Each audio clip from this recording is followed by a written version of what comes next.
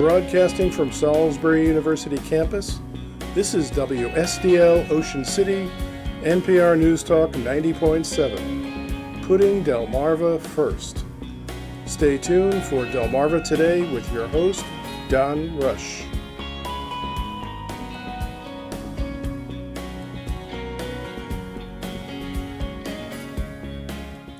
It was the week that was for former special counsel Robert Mueller. Welcome to Delmarva Today. This is Don Rush. A former counsel went before two congressional panels this past Wednesday. First, it was up before the House Judiciary Committee, which homed in on issues of obstruction of justice. Then in the afternoon, it was time for the House Intelligence Committee, examining a portion of the Mueller report that dealt with the question of collusion by the Trump administration, or rather campaign, with the Russians. When it was all over, the president and Republicans appeared to be pleased with the outcome. For Democrats, there apparently was a lengthy discussion of impeachment, with House Speaker Nancy Pelosi reining in her colleagues, at least for now. Take a look at the hearings and their significance. In our studio this morning, Michael Laughlin, he's a political science professor at Salisbury University, a local Republican, John Bartkovich, and finally on the phone with us is Max Bergman, who is a senior fellow at the Center for American Progress. He specializes in European security, U.S.-Russia relations, security assistance, and U.S. foreign policy. And welcome all to the program. Morning. So let me turn to you, Max, and let's start sort of in reverse order from what happened on Wednesday, which is to take a look at the Russian part of this thing. What did you make of the hearings on the issue of Russian interference and collusion? Well, I thought one of the most significant moments of the hearing was when Robert Mueller said that Russia was currently interfering at this very moment, and that it hasn't stopped. And I think that's something that we sort of forget in this whole affair. It's become sort of a whodunit mystery. But what's really at stake is U.S. national security. And what has been outlined by the Mueller investigation is that Russia did indeed interfere in our democracy in 2016, did so in a sweeping and systemic way, and is still doing it. And we have not taken strong enough action to counter that. And I think that was one of my major takeaways, and is one of the major takeaways from the report.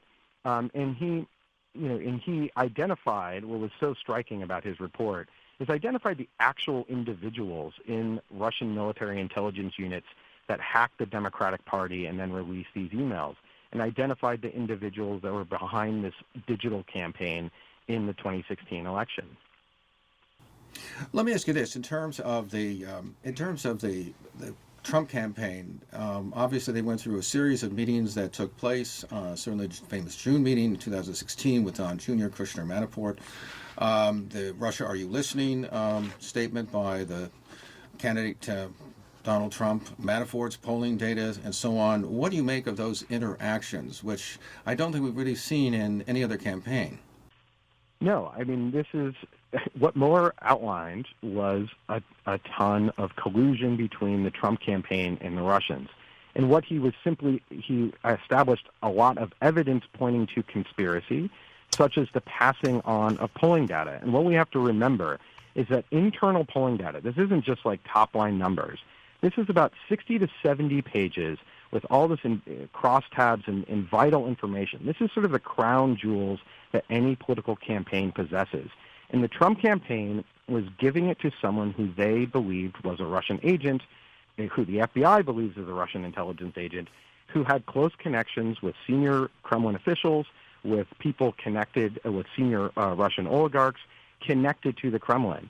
And so why were they passing this polling data on? And it wasn't just one time. This was happening repeatedly throughout the election. And it's clear from the inference that this was about influencing the election.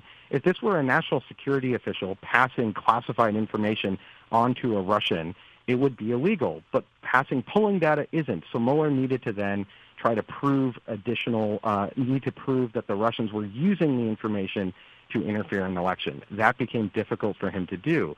But what he did find was that there was all this obstruction. He found additional crimes related to the Trump campaign's desire to kind of cover up what they did during the election.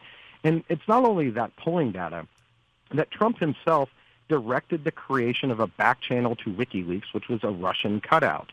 And why did he do that? Because he knew that WikiLeaks was getting stolen material from Russian military intelligence. He knew all of this. How did he know it? because it was being reported in the press. The Trump campaign was also being informed about it by Russian intelligence cutouts by this Maltese professor. And so all of this was taking place, and yet Trump knew about this crime, knew it was taking place, knew about Russian interference, and he didn't contact the FBI. He didn't stay away from Russians. In fact, he ran towards the crime. He deflected attention from Russia. He said that, in fact, he called on Russia to keep doing it. He said, Russia, if you're listening, try to get these 30,000 Hillary Clinton emails that were deleted. And so he was an active participant in the Russian conspiracy. Russian interference in 2016 would not have worked without Donald Trump. If Trump had said, no, thank you, don't do this, it wouldn't have been effective. But it was the fact that he campaigned on it, pointed people to WikiLeaks, pointed people to the stolen Russian content constantly. This was a major violation of U.S. democracy, and Donald Trump aided and abetted it and was complicit in this attack. Just want to remind people exactly what it was that Robert Mueller decided as to how he approached this particular section of the investigation. First, our investigation found that the Russian government interfered in our election in sweeping and systematic fashion. Second, the investigation did not establish that members of the Trump campaign conspired with the Russian government in its election interference activities. We did not address collusion, which is not a legal term. Rather, we focused on whether the evidence was sufficient to charge any member of the campaign with taking part in a criminal conspiracy, and it was not. John, I want to turn to you, and you have a question for Max? Well, no, the question I would ask Max is that I thought the Russians successfully penetrated Democratic computers. Okay, that's clear. Did they not try to do the same thing to the Republican Party? Do we have any information in that regard, Max? So there was reporting back in 2015 that the Russians did penetrate the Republican computer system, but there's no sense of what they did with any of those materials. And you know, they may have penetrated the Republican system, maybe they've deployed, but there's been no sense of any further information on that. And I think, you know, one thing that is also clear is that this also wasn't just about the Democratic presidential campaign. They really penetrated the Democratic Congressional Campaign Committee, the DCCC. And one of the big mysteries still of the whole investigation is Mueller noted in one of the indictments that a congressional candidate reached out to Guccifer 2.0, which is the cutout name for the Russian intelligence unit, and actually asked for the dirt that they had on their political opponent and actually got that information. And so I think there's still a lot of questions about what the Russians actually did with a lot of the materials they stole. They stole a lot of emails, they stole a lot of data that they actually didn't ever release. So what did they do with it? Maybe they did nothing with it and they just kept it and they're using it for their own intelligence purposes. But, you know, data breaches like this are, you know, the Russians are patient. They're a large intelligence service that is carefully thinking about their next steps. And so I think that is a concern as well. And I think every political campaign, Republican or Democrat, every political party, Republican or Democrat, needs to take cybersecurity exceptionally seriously, because the Russians have now provided a model for foreign interference and how it can be effective. By the way, Max, can you see some of this data that, for instance, they stole back then or continue to steal, if that indeed is what they're doing, utilize then, say, for instance, against a Republican candidate if they didn't perhaps like the particular political position that they took? For instance, they might take a hard line on sanctions as opposed to what the president seemed to indicate that he was not interested necessarily in. That we could see them interfering on both sides of the aisle. 100%. And there's actually evidence, and Senator Rubio, noted that during the Republican primary that there was a lot of Republican online social media activity directed against him because he, you know, had adopted a very strong line against Putin. And so, you know, the Republicans aren't partisan. That, you know, we have to remember there's this famous picture back in 2015 at a gala for Russia Today, for RT, which is the Russian state news network. And there was Mike Flynn, the president's national security advisor, sitting next to Putin. But across the table was Jill Stein of the Green Party. So you had the far left, and you had the person that would become the Republican National Security Advisor. So what the Russians are trying to do is sow discord in our democracy. They want us at each other's throats, Republicans and Democrats. They want to, cause chaos and division.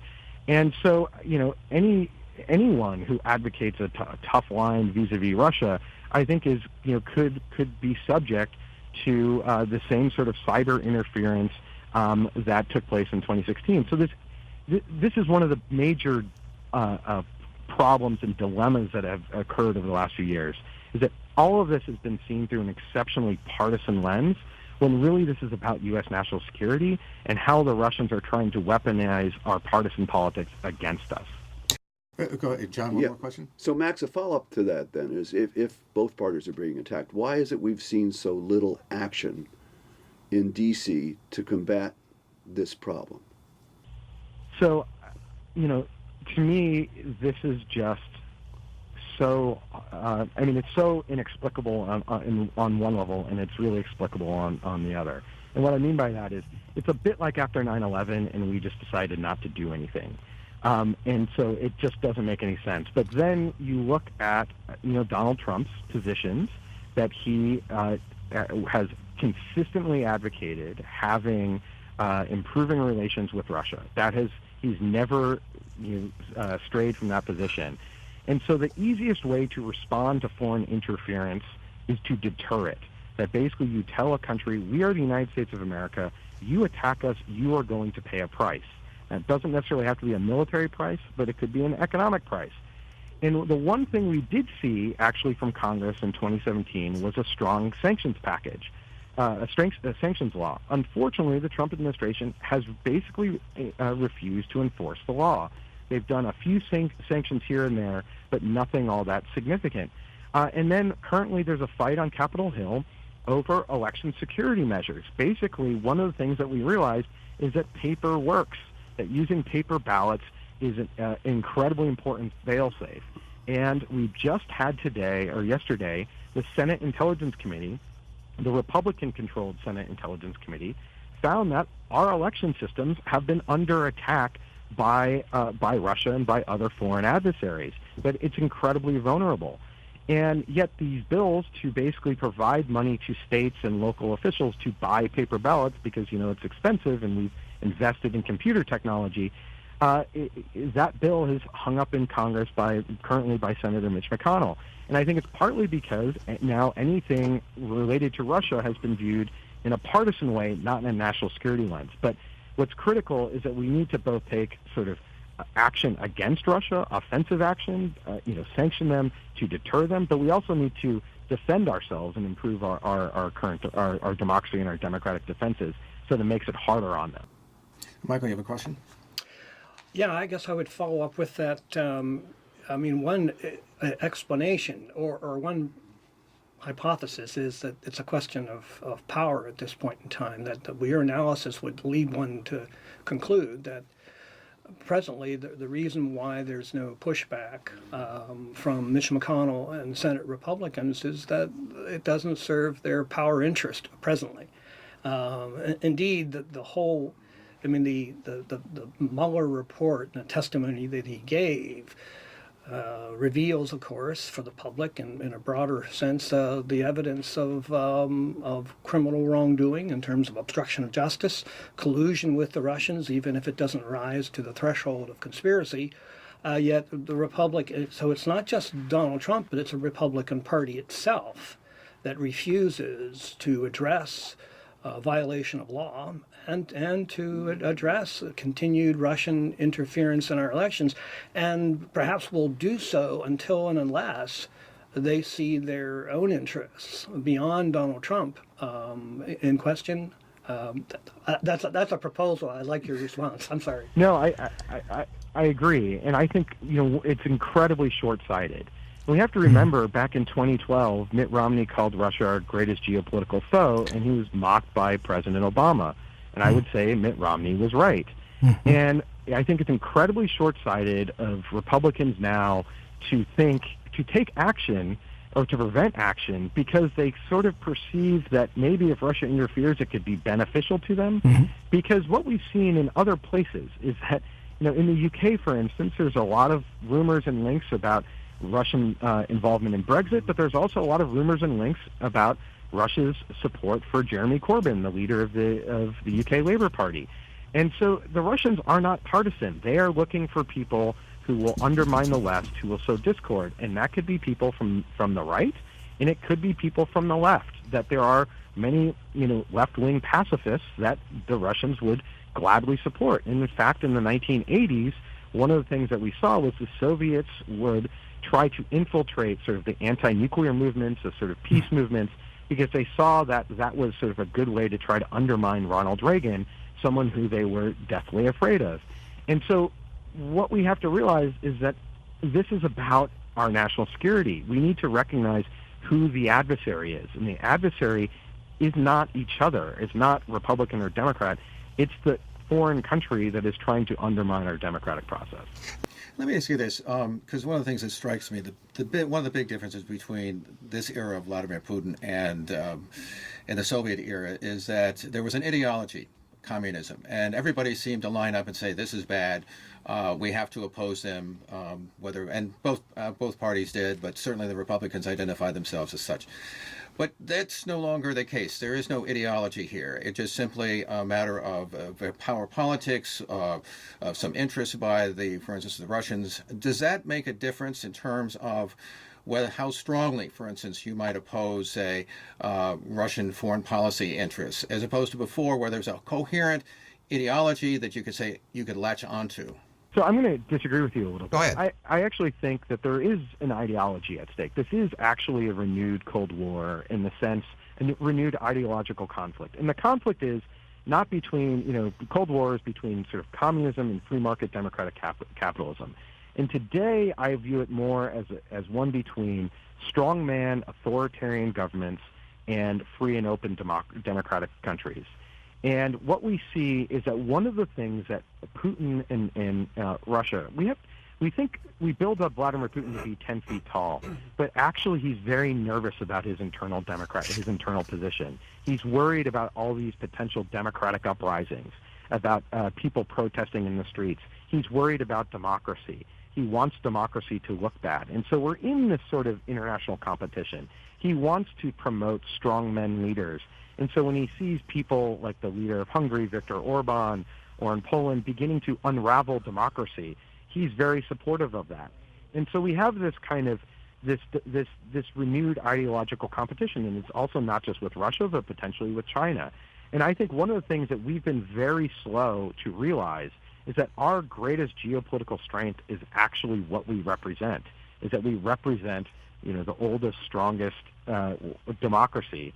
And that is something that we need to protect, and it's something that we need to do more to band with our allies to help protect our allies who are also being subjected to lots of Russian and foreign interference in their democratic processes. And so I think we've sort of entered a new sort of age of geopolitics.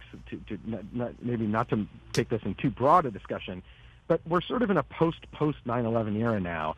And one of the things that really worries me is that we haven't adjusted. The Trump administration hasn't focused on building relationships with its allies. In fact, has worked to undermine them, and has in fact sought to praise and promote autocratic governments like Saudi Arabia instead of taking them to task when they violate human rights.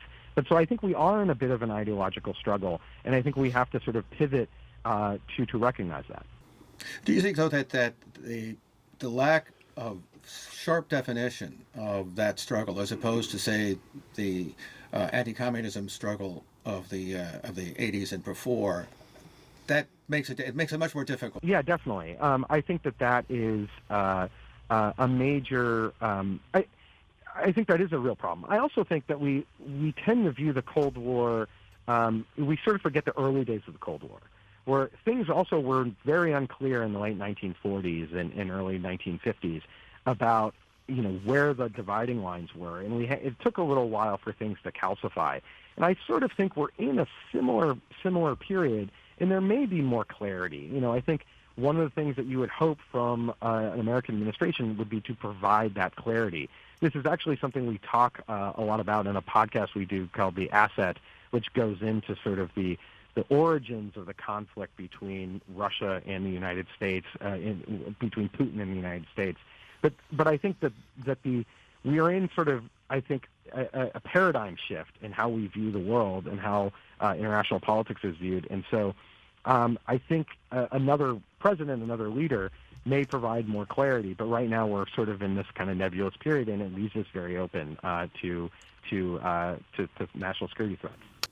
John, I want to turn to you because, you have a question? Well, first? Because one of the questions, go ahead. No, what I was going to ask Max is that his focus, obviously our focus today is on Russia. Right. But why is no mention on the Chinese side of this story in terms of there being a powerhouse much more economically powerful than Russia's? Russia's economy is equivalent to Kentucky's. Why do we not see action on that? Is that because the Chinese are smarter and don't get caught? Yes.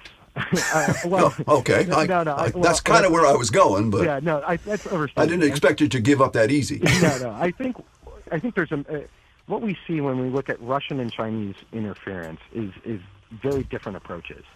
The Russians are much more blunt. The Russians want conflict with the United States, and part of the reason why they want this sort of conflict and this renewed Cold War is because they are weak. Putin longs for the glory days of the Cold War of the Soviet Union, when it was mano a mano, when they were the superpower. And their economy has shrunk, their population has shrunk, the empire has shrunk, they've lost many of their former states. And so they want to sort of be toe-to-toe with the United States. And so they are looking to sort of cause havoc, and they want the United States to view Russia as an adversary. China's different. China is much bigger, much stronger, growing, and much more cautious. And so they're much more subtle with how they do foreign interference. They don't want to be exposed. But, it was the Chinese, when I worked in the U.S. government, that hacked the Office of Personnel and Management and, stole my security clearance file. So the Chinese have been at this. They've been hacking and have been hacking American institutions, have been stealing our technology. If you look at Chinese aircraft, fighter jets, it looks a lot like ours, and there's a reason for that. So this is a real, China is sort of a longer-term problem, probably the bigger overall challenge to the United States. But Russia has provided a near-term. They're the ones punching us in the face directly right now, and sometimes you have to deal with the country that is punching you in the face, even if there's a sort of long-term threat. Michael? Let me push you just a step further in terms of anticipating future dynamics here. It's no secret, of course, that the United States itself has interfered across the world in various countries and elections and the like. So we're not. It's not as if we are the only ones we're receiving interference. We have interfered with other countries for sure. Is there, and certainly to a certain extent, the Putin adversarial relationship has emerged out of that kind of history. I'm interested in what kind of rapprochement we could anticipate. Your thoughts in terms of with the Chinese, but also with the Russians. Are we forever locked in this cycle of interference and counter-interference and deflection? Or do you see the possibilities of some kind of treaty of one sort, or agreement to stop the interference? That may be Pollyannish, but I like your thoughts. No, it's a good question. So what I would first say about U.S. role in foreign interference, it's been heavily documented U.S. involvement, especially in the early days of the Cold War, in intervening on behalf of political parties in like the Italian elections in the late 1940s, intervening in Central America and Guatemala and other places. But one of the things that happened was that we, in the 1970s, we sort of said, we're not good at this, and we're backing a lot of bad apples. And so there was a lot of actual reforms that were taken on by the intelligence community. And it's one of the things that, I can say with, pretty high confidence that the U.S. has very little to do with any of the democratic uprisings that emerge, around the world directly. And so when Putin, for instance, saw this uprising in Ukraine in 2014, he immediately blamed the CIA. But we had no idea what was actually going on. We didn't, the CIA, everyone was sort of caught flat-footed. And the reason why people were taking to the streets is because they were upset at their governments, not because the CIA was sort of engineering anything. So I think the U.S. involvement in foreign interference today is actually very much overstated. But as for a larger rapprochement with Russia, look, we're always going to have to deal with the Russians, and we always are going to have to talk with the Russians. Reagan talked to the Russians. Everyone talked to the Russians. But you need to do it from a position of strength. And I think what Trump is trying to do is just engage with Putin. His summit in Helsinki was just trying to establish better relations and work with Russia. But right now we get very little from Russia. They have very little to offer us. Their economy is basically based on oil and gas, something we have and don't really need, and they're not producing very much.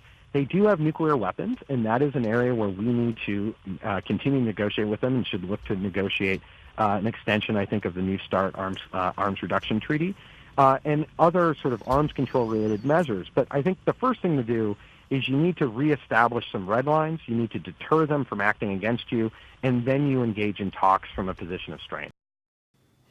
I want to turn to you, by the way, John, for just a moment. Since you're the Republican here at the table, what do you make of what all this means in terms of your own party? Your party has been very hardline in the past about Russia.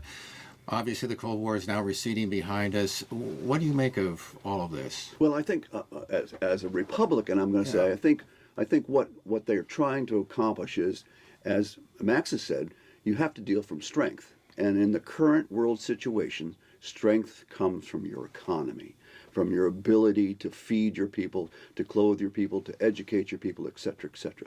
And so I think Republicans are very happy with the progress that has been accomplished in that regard. The economic strengths that have been provided in the last 3 to 5 years at least, I'll give Obama partial credit for that. Having said that, I think that's what Republicans are focused on. They're saying, yeah, okay, we have to maintain a strength that makes us able to confront Russia, gives us the ability to confront China, gives us the ability to say to North Korea, we're not doing any more dumb deals, get rid of your weapons. But that comes from strength.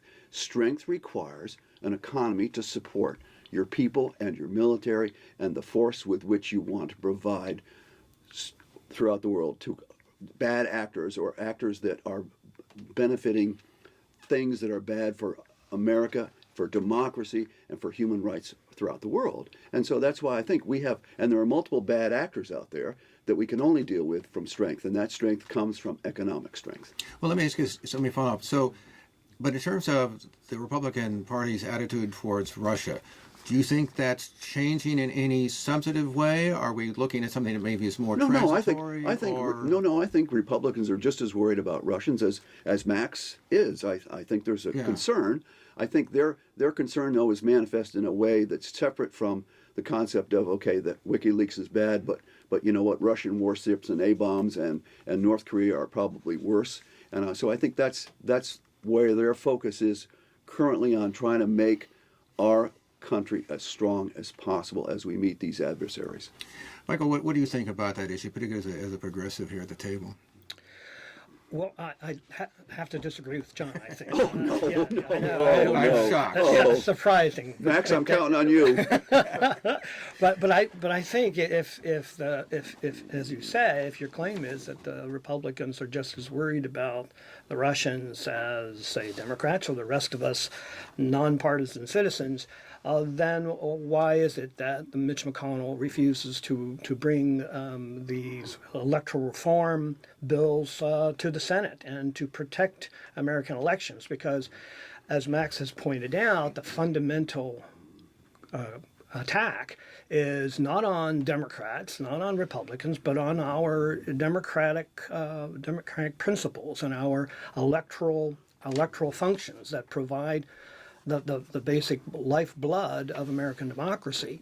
And clearly those have been undermined as documented by the Mueller report and continue to proceed so that the 2020 election could very much be affected, perhaps even more forcefully by the Russians than was in the 2016 election. And the Republican Party, and again, I want to stress, in my view, that we're not dealing simply with Trump. We're dealing with a Republican Party that appears to be more dedicated to its power position than to democratic principles. I think that, it goes across the board. I mean, the whole vote suppression, the attempt to undermine the ability for people to register to vote, this is coming from the Republican Party, and this is in sync with their seemingly disregard for, a genuine disregard for Russian interference in our elections. John, I want to give you a moment to respond, and then we'll wrap this part of it up. My response is go ahead. from Obama, who said, and Rosenstein, the Assistant Attorney General, who said not a single ballot was changed. And that's the bottom line in terms of Russian involvement in the election. Max, I want to thank you. We've been for a half hour here. He's Max Bergman. He is a senior fellow at the Center for American Progress and specializes in European security, U.S.-Russia relations, security assistance, and U.S. foreign policy. Appreciate you participating, Max. Thank you, Max. Thank you. So now I want to turn to obstruction of justice, which the other big winner. The other big winner there. And as a matter of fact, we'll start off with a bit of tape from Jerry Nadler. He is the chair of the House Judiciary Committee, grilling, of course, Bob Mueller. Let's hear a little bit about that. The president has repeatedly claimed that your report found there was no obstruction and that it completely and totally exonerated him. But that is not what your report said, is it? Correct. It is not what the report said. And now, reading from page 2 of volume 2 of your report that's on the screen, you wrote, quote, "If we had confidence after a thorough investigation of the facts that the president clearly did not commit obstruction of justice, we would so state. Based on the facts and the applicable legal standards, however, we are unable to reach that judgment," close quote. Now, does that say there was no obstruction? No.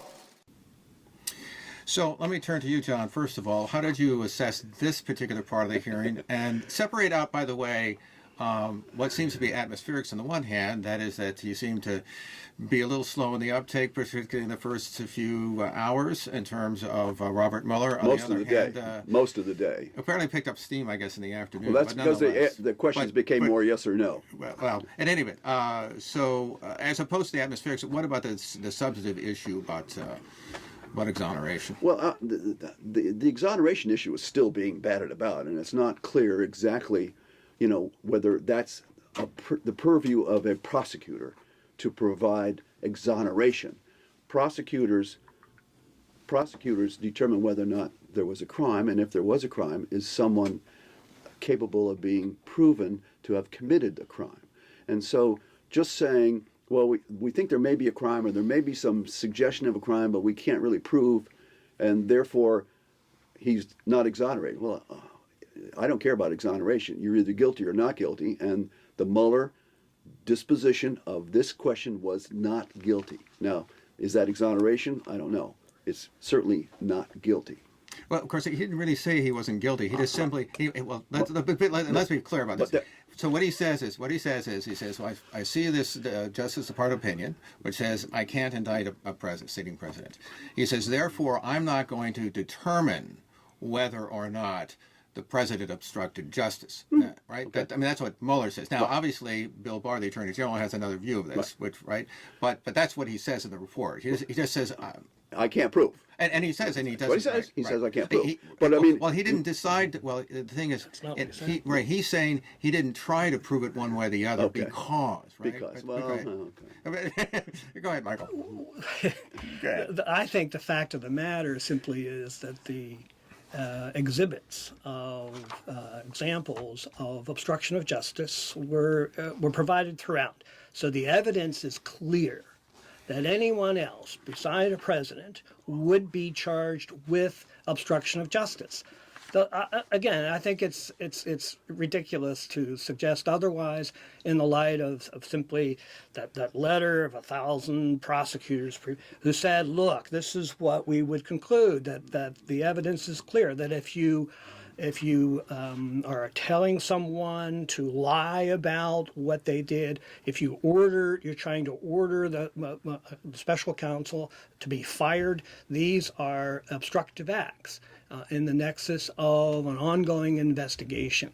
Those are plain facts, and that therefore, the Republican Party seems to want to suggest that the president is above the law, and that's where we are at the present time. Within the law, could the president have fired Mueller? Within the law, could President Trump have fired Mueller? Yes or no? Yes. Yes. Okay. Right. So if but he, in the context of this investigation, Okay. that would be obstruction of justice.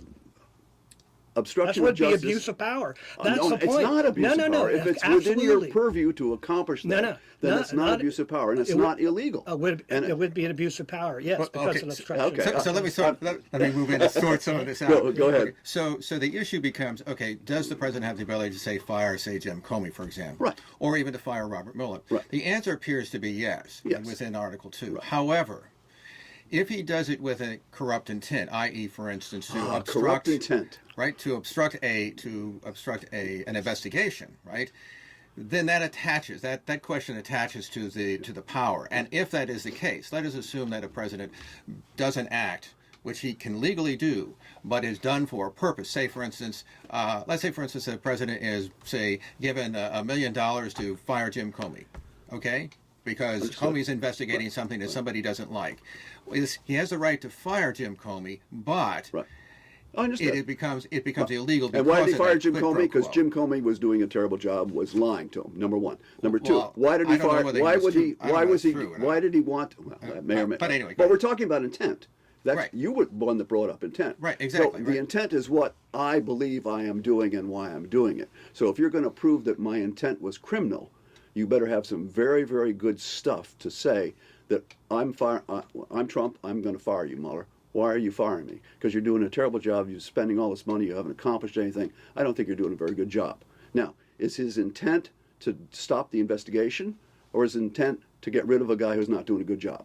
And if he says my intent is to get rid of a guy who's not doing a good job, I don't see that as being criminal.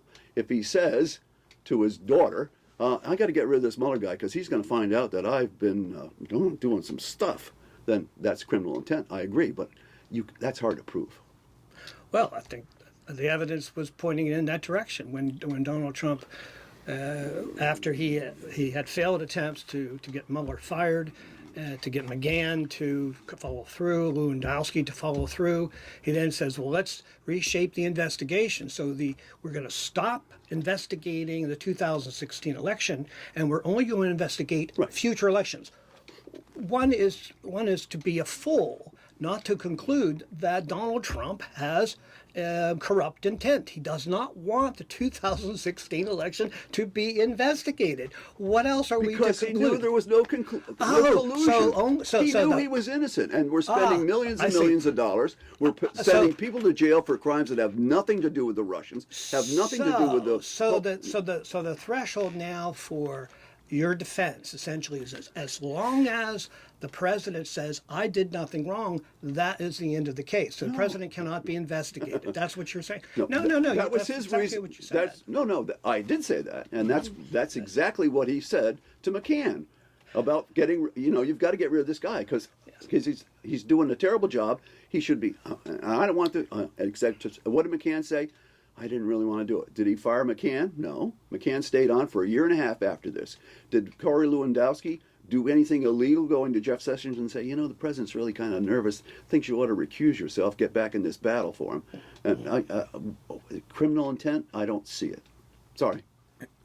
Well, so let me put it this way. So if I'm looking at impeachment, and we'll get to that in a moment, Good luck. If we're looking at impeachment, should it be forced to what you consider to be a criminal act, or should not the Congress, if you're looking at this, question whether or not this is a real reason why he did X, Y, or Z.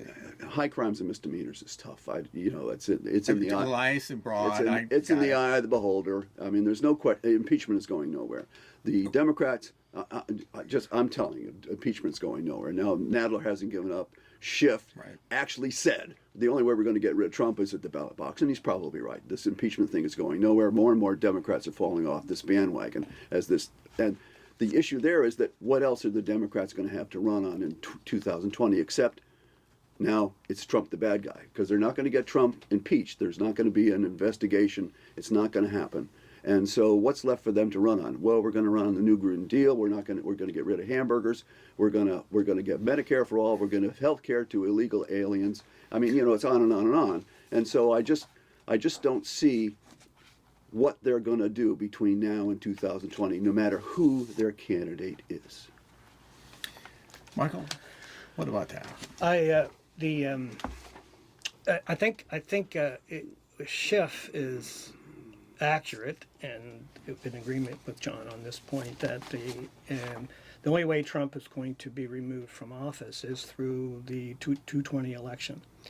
But that is because the Republican Party refuses to face the facts of the Mueller report, that this is a lawless president who has engaged in criminal activity, has betrayed the country, that he has colluded with the Russians to interfere in our elections. And the Republican Party appears to be complicit in continuing to support this particular president. Now, with regard to I disagree with you, John, in the sense that I think the possibility of impeachment is still possible. Conviction, of course, is out of the question. That's what Schiff was recognizing. But I think that the impeachment, at the very least, I think impeachment proceedings, an inquiry is possible. And the reason for that, I think that's possible, is if the Democratic caucus in the House finally concludes that to keep the investigation alive, the inquiry is necessary, if only to win court battles, because I think you would agree that those are going forward. They will go forward. Yeah, and so it could be, pragmatically speaking, that to strengthen the hand of the Democrats in the courts to get witnesses, to get information, will require at least opening an impeachment proceeding, even if that doesn't end in an impeachment of the president. I think that is still possible in the present dynamic. I'm not predicting it, but I think that's possible. And in the recent polls, has there been growing groundswell in the polls for impeachment? No. It's been absolutely the reverse. Yes. Okay. So that if the Democrats want to pursue this impeachment, I think that's fantastic. It'll be great for Trump in 2020 to pursue something that the American people are opposed to, not accomplish anything. So you think it would be useful for a president to run for re-election in the face of an ongoing investigation that provides evidence again and again that this particular president has engaged in illegal activity, obstruction of justice, and colluded with the Russians. You think that's not been proven? No. Well, they're going to. Facts, they're going to. There. So we've spent $22 million years. Yeah. We've had multiple people go to jail. We've seen no evidence of collusion. We've put nobody in jail for doing anything with the Russians, and that's going to be a winning argument for 2020 when Trump goes forward and says, those guys are just picking on me all the time and they won't get any work done. Okay, we just listened to an expert on American-Russian relations who pointed out, he provided in-depth insight into the Manafort, Trump's campaign manager, providing internal polling data to the Russians, not just once, but over the course of the election. That is collusion. It's not conspiracy, but it is collusion at this point in time. It's their polling data. Okay. Which is what Max made. All right. So you're actually implicitly saying that's okay to do, to engage, to invite the Russians and to help the Russians interfere. Because the polling data was critical, what Max was pointing out, which is an insight that I hadn't given a lot of thought to previously, and that is the polling data, internal polling data is very valuable for anybody to be able then to look at the states and what is happening state by state, and how you can then, it facilitates the Russian interference program. That's what they were doing. So the impeachment inquiry would give the Democrats a platform for continuing to push that kind of information into the electoral cycle. And you are claiming that that is going to be helpful. So the Americans will then say, I want a president. I want to re-elect a president who has colluded with the Russians. I want a president that really obstructs justice when he wants to. I want a president that abuses power. You would have to prove those three things before you can use those arguments, okay? So that 14 Democratic lawyers hired by an aged gentleman, okay, who's the face of this investigation, okay, and they generate 22 up to 40 million now is the latest number I heard. Their attempts by those 14 Democratic prosecutors to get Trump results in a 488-page document that proves nothing that you've said in terms of collusion or obstruction. And that's now some, my opinion and the opinion of many others. Yeah, but that's going to then turn the American people against Trump and the Republican Party, who have done so much for the economy, have done so much to make America great again, whether you believe that or not. And I just don't see how this continued attempt to prove something that can't be proved is going to be helpful to the Democratic Party in the next election. I think Mike does make one good point, which is that these ideas, these charges, get into the political bloodstream, and whether or not we can debate the issue of whether this is illegal or not legal, whether they have some proved or not proved. It's very complex. It'll rush into it, and the simplest explanation, the simplest description of these charges will soak in. I think that's it. Because now we're talking politics. We're not talking the law. It's all right? political. Which is bad. That's the point. The point is it's all political. None of it is legal. Exoneration is not a legal term that a prosecutor generates. I mean, this is all political. It's been political from the get-go. It'll remain political. But that's why President Trump had a big smile on his face on Thursday, because he thought he won Wednesday, and I agree with him. I think it was more of a performance issue, but that's but I'm going to turn to you, Michael, because I think there's something that's broader than this, which is the way that the Trump administration has dealt with these inquiries. Seems to establish a new line or a new standard for the appearance of administration officials on the Hill. Seems to establish new limits on what Congress can investigate, what the any administration can give up. From an institutional point, what do you think this says about where we are with this classically 18th century document? Yeah, I think this is an issue that hangs heavy on, in this case, the Democratic caucus, because the Republicans were in power and you had things flipped. It would hang heavily on the Republicans in power. This is, I think, a situation where we're seeing a continued decline in the power and the authority of the Congress in its relationship to the presidency. I mean, I think that over the course of particularly the 20th century, the whole rise of the imperial presidency has been talked about in a variety of realms. And I think that what we're seeing here is just one more dimension of that, where you have a presidency now that is essentially claiming that it doesn't have to engage with the traditional oversight capabilities of the Congress. I mean, if we were to flip, if we were to talk about the Republicans opening an impeachment investigation into Clinton, and if we were to imagine to be Clinton claiming the same kind of extraordinary refusal to provide any kind of information to the Republican House at that point in time, I suspect that the furor and frustration of the Republicans would be just as great as what the furor and the frustration of the Democrats are presently. And hence it puts a greater pressure if you don't use the impeachment power. One way to put it is use it or lose it. And the force of a power, in one sense, is only manifested if, in fact, it is used and implemented successfully in one fashion or another. So I think from an institutional point of view, an institutional perspective, the Congress, the House, particularly faces a problem here. And that in one sense, they owe it to the institution, whether or not they retain power in the 2006, they owe it to the institution to push forward in the courts and perhaps even the impeachment proceeding itself, even if it fails either in the House or clearly fails to gain any traction in the Senate. John, what about this idea, and putting impeachment aside for a moment, but just this ability of Congress to get something out of administration? There seems to be a much higher bar than, say, ever was before.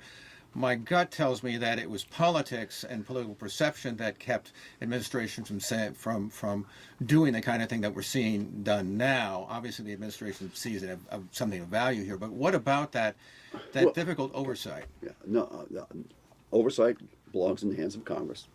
The Constitution clearly states that. The issue is, though, that executive powers have increased gargantuan increase in the last not just 2 years since Trump's been president. Sure. This is a process that's been going on from the Clinton times. Actually started with Reagan, I think, because Reagan was the first, came forward as a powerful kind of, had the people behind him, and damn the torpedoes, full speed ahead, I'm running the show. And so he lost that ability as throughout his second term. But nevertheless, the point is that executive powers have increased mightily through various Republican, Democratic administrations. And so the current administration has said, executive privilege, we're going to do, you can't talk to these people, they're in the White House, and that's off limits. And that has been established long before President Trump was president. President Obama used similar arguments to prevent his attorney general and IRS director and other things to. And so the point I'm trying to make is that I think, yes, our government has changed, and it's been primarily through abrogation on the part of Congress, and rather than the usurpation of that power through a presidency. I think the president has become, as the Congress becomes more diametrically opposed in terms of the parties, they get less and less done. Presidents feel like they have to proceed with executive action. President Obama has done it. President Trump is doing it, and I don't think that's going to go away. Whoever the president is, the next cycle. But to the detriment of our democracy, right. Because that's, I think, part of the principle here. Again, for the oversight, I also try to emphasize in my classes that Article 1 is the Congress, the most powerful institution, the institution that carries forward. The money. They have the money. Yeah, the institution that carries forward our fundamental democratic principle, to the extent that we've got it, it lies mainly with the Congress. So that if mainly with the House, more the House than the Senate. Well, both have oversight capabilities. I would suggest, but so that for presidents ought to honor that. They should not be fighting it, even if they can. And that's part of the problem we have. The disrespect for the Congress, I think, grows. And it marginalizes the Congress, and therefore marginalizes us, the citizens, because our fundamental access is primarily with the Congress, not with the president. It's fundamentally with the Congress, and to the extent that institution's power and oversight capabilities and the respect it can get from a president or from the courts and the like, that is important to maintain any real democratic transparency of government and for ultimately the carrying out of law. Michael, let me push this issue a bit further. Could we get to the point of, say, President Andrew Jackson, who says, a Supreme Court have made a decision now, let's see them enforce it. I.e., could you see, for instance, whether it's this administration or future administrations, say, well, it's really nice, or you can imagine Nixon saying, it's really nice that you want me to hand these over, but sorry, I'm not going to do it. There doesn't seem to be an enforcement mechanism outside of impeachment, and if a Congress is locked in this sort of binary situation, which we have obviously now, then the courts are impotent and the executive becomes even more powerful. That's the fearful vision of a future, I think, of a political dysfunction. That to the extent, I mean, we have it right now that the Congress, the House, in order to try to enforce subpoenas, they have to go to the courts, and they're relying on a third branch of government to assist the Congress, the House, in carrying out its constitutionally authorized powers. And that is a situation that I think is we should find quite problematic, and we should try to do what we can to reverse that going into the future. Okay, having said that, I'm glad you brought up Andrew Jackson. So this is not a problem that just occurred. Executive power, number one. Right. Number two, having said that executive power has gotten much stronger in the last decades, I look back to the Clinton administration and a Republican Congress that worked together to get a lot of stuff done, some of which has faded since. But I mean, when you look at that Congress, that Republican Congress, and Bill Clinton, that Democratic president, they accomplished a considerable amount of stuff by working together in the bipartisan nature. So, having said that, why is that not occurring now? Because I don't think we have the strength is in Congress is still divided because we have a Republican Senate and a Democratic House. Whereas when that occurred, when that symbiotic relationship occurred, it was when the Republicans controlled both sides. They controlled Congress, and Bill Clinton controlled the presidency, and they were able to get things done because they sort of from equal power. But now the congressional power is divided in some respects between the Senate and the House, no question. And that does, in fact, give the president more leeway to do stuff, okay? And it does then, the question you've raised about the third arm, which is the judiciary, we're going to see more and more of that, I think, as we progress. And I think that'll be the key in terms of how this battle is resolved between the president and Congress. And it will be that third arm. John, as a conservative, as somebody who believes in small government, right, does not like necessarily particular centralization from federal government, does this accumulation of power and what we're seeing escalating, because we have seen it escalate over decades, really, does that disturb you? And do you see your party at all trying to reel that back at all? Or are we, I mean, where are we? Okay, you're asking a question that today is particularly bothersome for me with that question because of this kick the can down the road bill, the advancement of, we're going to spend more money, we're going to get away with. So as a fiscal conservative and small government person, I go, how are the Republicans voting for this? What is going on? And so that there is always that concern in the back of my mind. Are the people in D.C. as committed to small government as you are? I have a feeling. Well, I'll wrap this up with a quote from Rush Limbaugh, which was that deficits they don't matter. That was just something we said it before, but that's another issue. And we were talking about with John Bartkovich. He's a local Republican. Also, Michael O'Loughlin. He is political science professor at Salisbury University, and also on the phone we had earlier, Max Bergman. He is a senior fellow at the Center for American Progress. Appreciate you all joining us, having a lively discussion. No doubt we will do this again. It was fun. Yeah. This has been Delmarva. Have we convinced anybody? Well, you go out there and you let me know, John. Okay. This has been Delmarva Today. I'm Don Rush. Thanks for listening.